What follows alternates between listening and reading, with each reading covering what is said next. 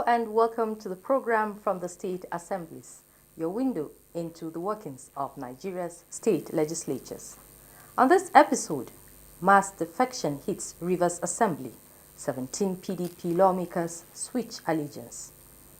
Education, security, funding dominate debates as Lagos 2026 budget scales second reading.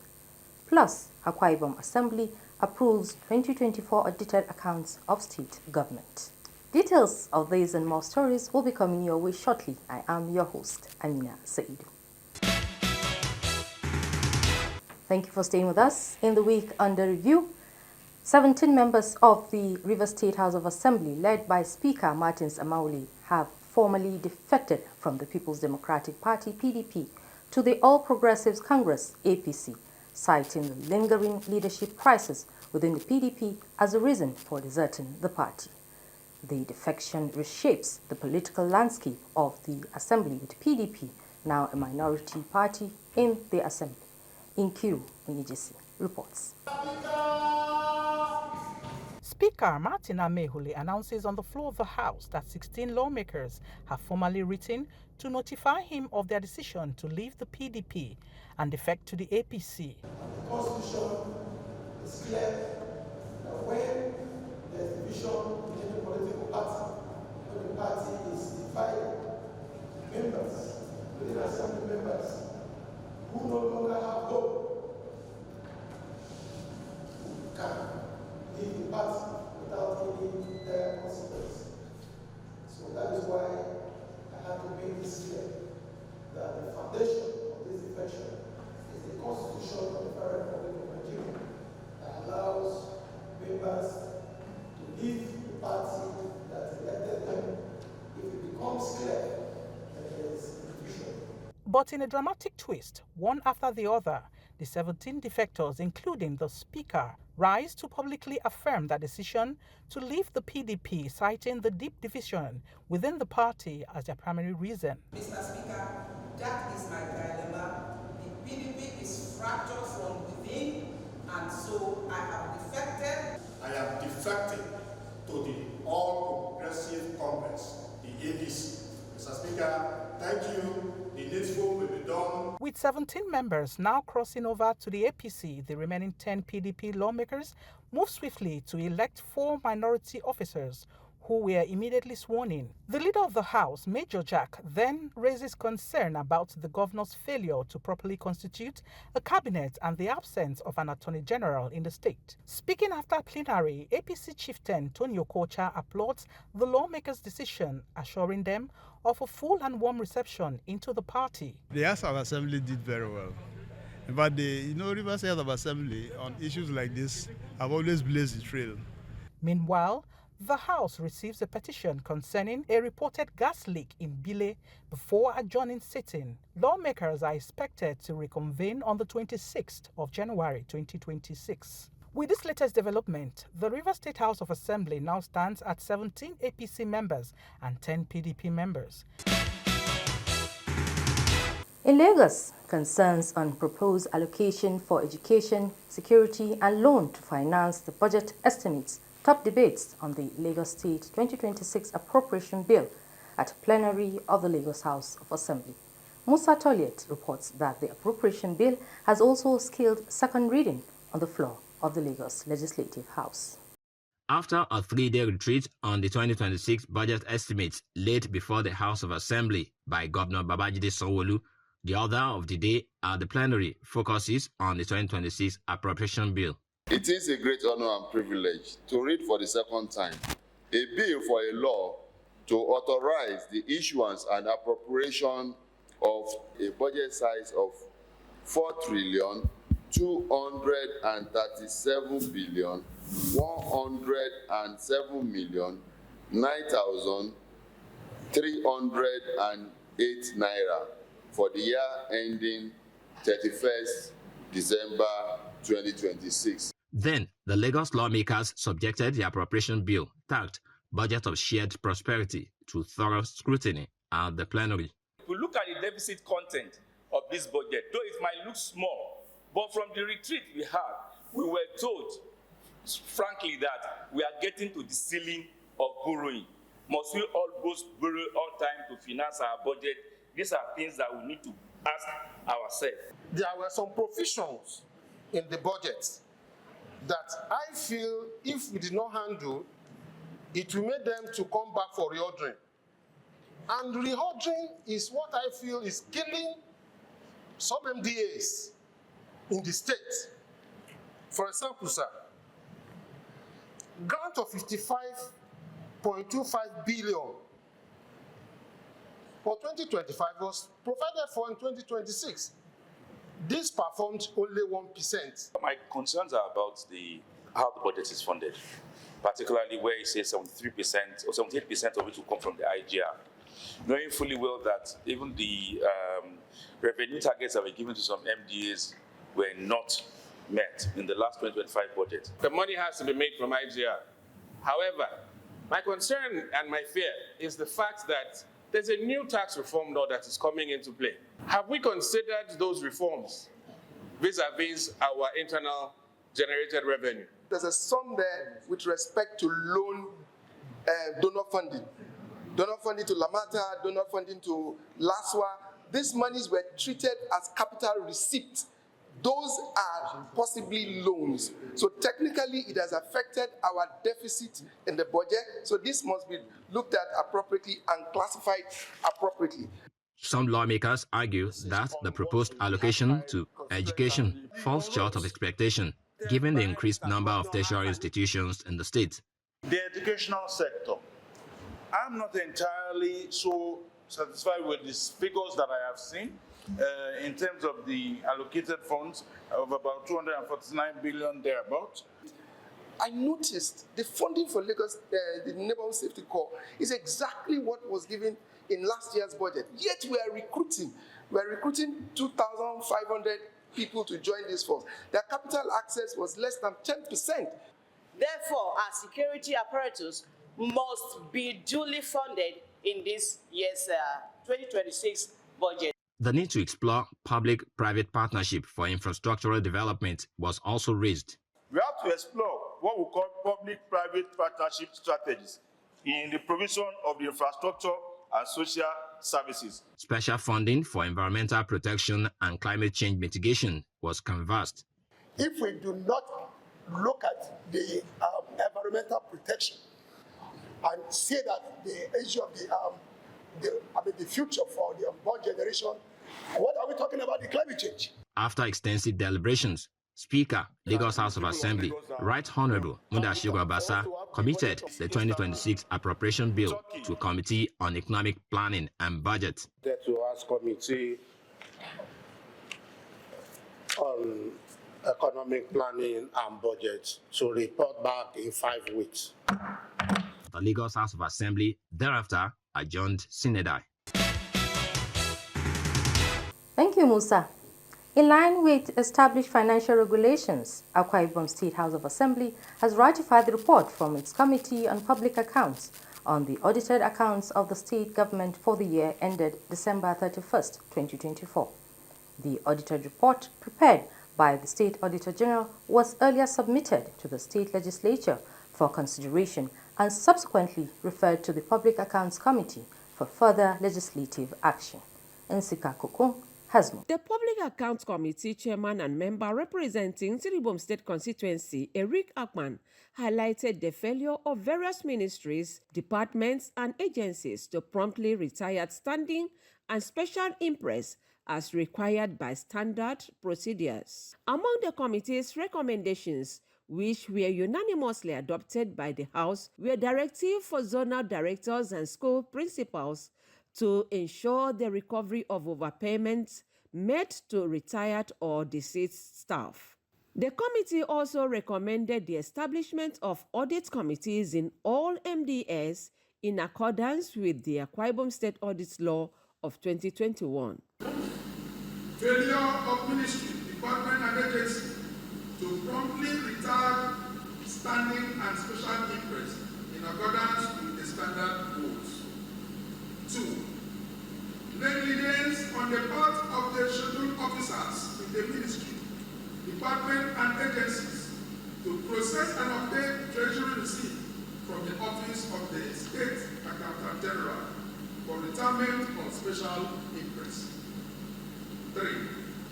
Inability of the zonal directors and principals of schools to process the recovery of salary overpayment that we made to retired or deceased officers.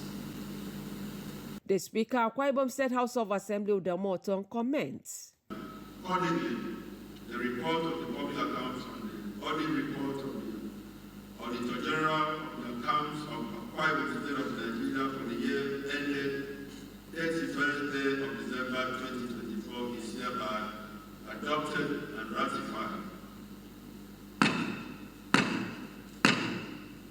The clerk is hereby directed to communicate to the appropriate process. Also at the plenary, the Akwa Ibom State Appropriation Law 2026, which was submitted to the legislature by Governor Omoino, had passed its second reading. The bill was subsequently referred to the House Committee on Finance and Appropriation for further legislative work, with a directive to report back to the House within 20 working days.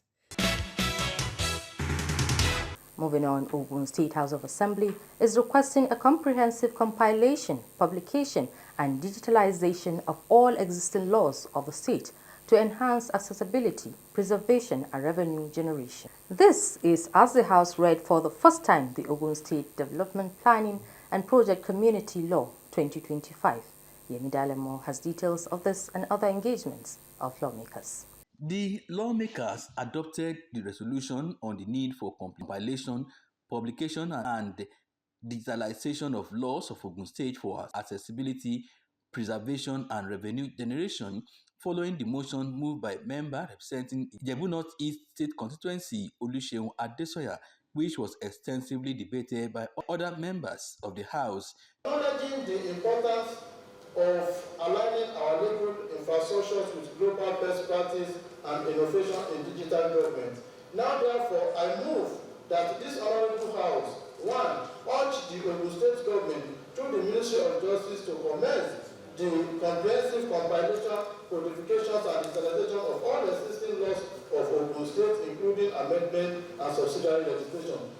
Gone are those days we see big compilation, big booklets that with nomenclature, laws of Ogun State. I can't remember except the ones that were compiled 80s, 90s. I'm not sure if we have done that as a state in recent times. So it is on this note I am lending my voice heavily on this motion.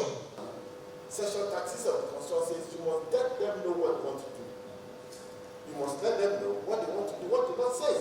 If people say they don't know the law and do not enlighten them, you don't give them access to that law, they don't know what it talks about, and you are punishing them for it, you are cheating them. The Speaker, Oludaisi Elemide, thereafter directed that a copy of the resolution be transmitted to all stakeholders for prompt implementation. Also, a bill titled Ogun State Development Planning and Project Community Law 2025 was read for the first time during the plenary by the clerk and head of legislative service, Shakiru Adebakin. The Speaker called on the governor to take immediate action on security concerns raised by members and appeal for the enforcement of existing laws and every resolution passed by them to safeguard residents and citizens of the state. We have passed a lot of resolutions, we have passed a lot of bills to this effect.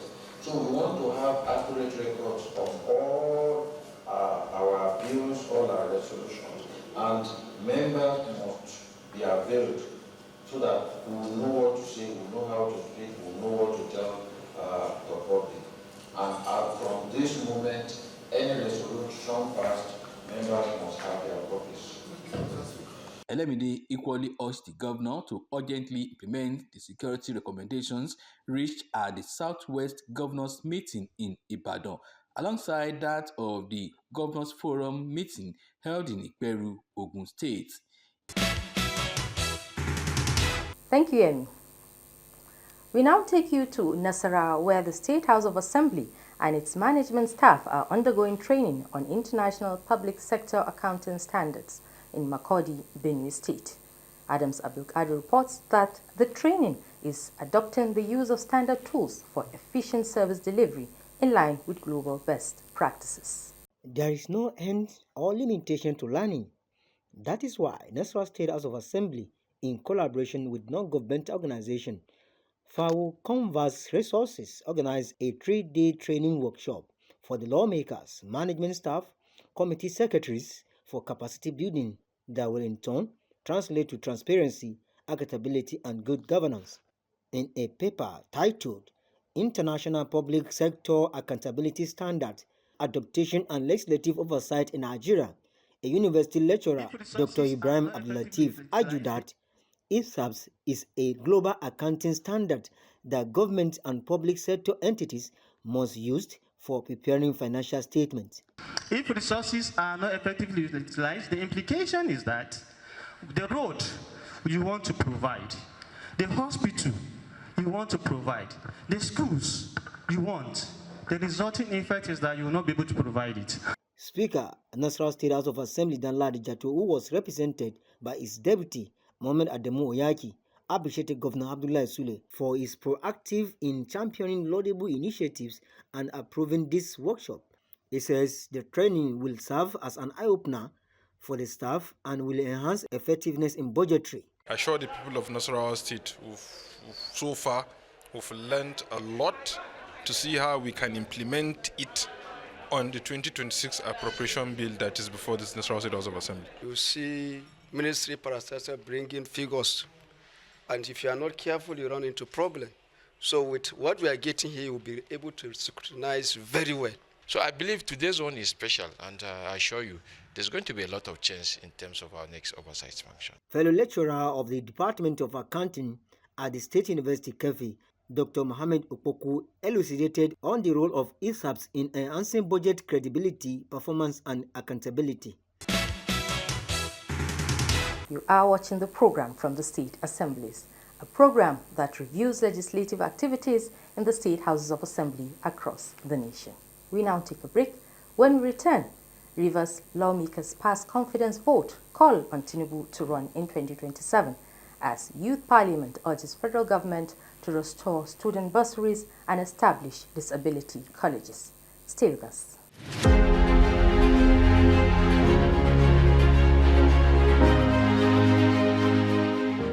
Some moments never fade. Some debates still echo, and some decisions continue to shape our future. Stay back in time with us as we revisit the redefining plenary sections of Nigeria's National Assembly.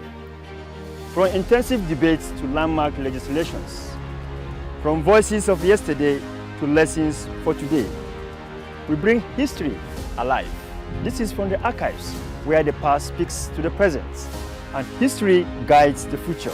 We write history, revisit the debates. From the archives, only on NTA Parliament. Watch us on DSTV channel, Go TV channel, Star Times channel, and free to air.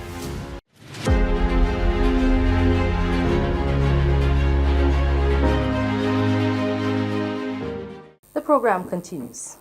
The Rivers State House of Assembly has passed a vote of confidence on President Bola Tinubu, urging him to seek re-election in 2027. Nkiru Onyejesi reports that the motion was raised on the floor of the House during plenary. With the aim of attracting foreign direct investment and enhancing local economy for the nation's growth, the ICOM Special Economic Development Zone Authority Bill 2025 has passed second reading at the Cross River State House of Assembly. Udwaketim reports that the bill seeks to boost internally generated revenue of the state and also create jobs, especially as young people are attracted to farming in the area. ICOM local government area in Cross River State is fast-growing business hub, rich in solid mineral resources and agriculture, particularly cocoa and banana production. The town's strategic location and increasing global demand for cocoa have made it a significant economic center, attracting investment and young people to cocoa farming. As a border town with the Republic of Cameroon, ICOM has become cosmopolitan with a notable presence of foreigners. Hence, The Cross River State ICAM Special Economic Development Zone Authority Bill 2025, sponsored by Abang Samuel Neji, has passed its second reading at the Cross River State House of Assembly. Mr. Speaker, this is a deliberate policy for us to bring about development, infrastructure development in the whole ICAM zone. If this authority and board funds being formed now, the authority will take care of trading on their own. They will use the funds then to also develop the local area instead of depending on state government allocation. They will start developing the infrastructure of ICAM zone and the whole entire Etum, which comprises of also Boki and the whole former ICAM zone. Co-sponsors also gave an insight on the bill. This zone will create favorable business environment through specialized regulations and incentives, so as to attract more people into this zone and for better economic management of that entire zone and the state at large. There will be a lot of foreign direct investment if this bill is eventually passed. A lot of foreigners will come to do business in ICAM, and that alone will boost our revenue generation and also increase the economic activities in the state. ICAM is really a target of development. If I look at the vast land between Abuja linking in there, line farming, what is wrong with that? So many companies are buying that. You go across the river the other side, you look at Okuni and Akam leading to Etu, so much vast land. Those places are waiting for investment to come in, Mr. Speaker. Speaker, Cross River State House of Assembly, Elbert Ayambem, speaks on the bill. The volume of inflow, cash inflow in ICAM is enough to run Cross River State economy.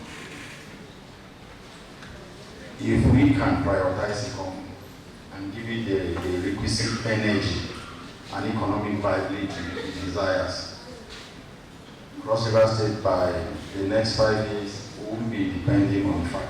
The Cross River State ICAM Special Economic Development Zone Authority Bill 2025 was committed to the House Committee on Commerce and Investment for further legislative action. In a bid to ensure seamless succession at the National Assembly, a 4-day capacity building retreat has been organized for staff on the director's cadre. The program, titled Leadership Masterclass for Effective Governance, is to equip participants with essential leadership and management skills for effective service delivery. Samira Hamisushira reports. Seated in this hall are over 100 participants.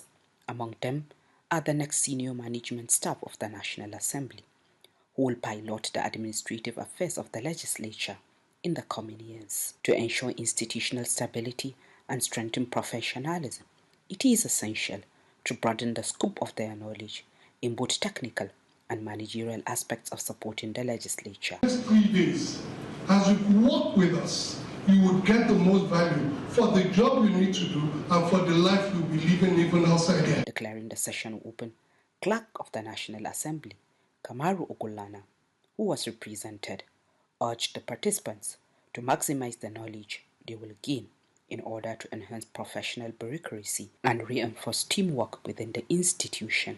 This training presents yet another opportunity for you to exchange knowledge, share experiences, strengthen teamwork, and expand your professional method. I urge you to participate fully and engage actively. We expect them to take out of here that as a person, they need to contribute to the development of the society as a whole. We expect that being here, they become men and women of vision, men and women of purpose, men and women who are selfless, who will put the institution before self. Freedom Osulu and Mariam Ma'aruf, both attendees of the session, express optimism on the wealth of knowledge they expect to acquire. The training system in place now is better than what was there before now. And I think that there's enough to be gained from this place. There are going to be top leaders that will steer the National Assembly leadership to the highest level with efficiency and effectiveness.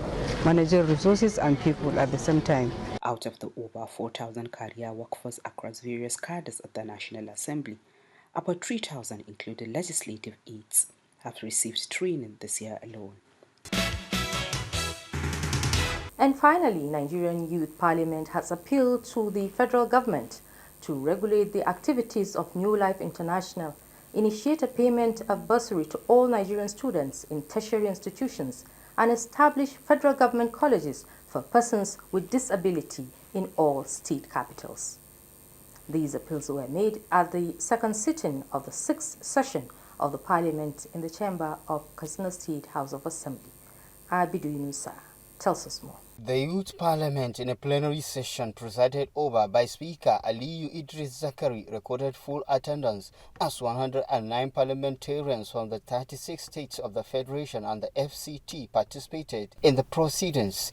During the session, members appealed to the federal government to regulate the activities of a food nutrition manufacturing firm alleged to be promising citizen employment opportunities with unusually high returns. A motion for the adoption of the appeal was moved by a member representing Lagos East, Sahid Ramon, and unanimously endorsed by the parliament. Organization who sell junior supplement. However, there is more to see beyond that, because what they do is that they engage young people on multi-level marketing, promising them that they are going to have a successful life, whereas what they only end up doing is a life of doom, where they told them to drop out of school, they told them to resign from job. As much as possible, sometimes they leave their house. The Parliament further urged the federal government to commence the payment of bursaries to all Nigerian students in tertiary institutions to enhance access to quality education across the country. In the same vein, member representing Lagos West, Anisha Peters, moved a motion calling for the establishment of federal government colleges for persons with special needs in all state capitals to promote inclusion. College that take care of people living with disability, people with special speech difficulties, people that are autistic, people with Down syndrome, and all of that. What are we doing is, what is the ripple effect? The ripple effect is that we begin to close the gap of unemployment for people without inclusion. We are going to begin to give them better representation, better opportunities, and we are going to create employment opportunities for them. At the end of the plenary, Speaker Aliyu Idris Zakari announced the names of principal officers and leaders of all 43 standing committees. The program from the state assemblies comes to a close here, but the journey of service continues. Remember, you can still watch this episode, news and other programs on our social media handles showing on your screen. Thank you for watching. I remain your host, Amina Said.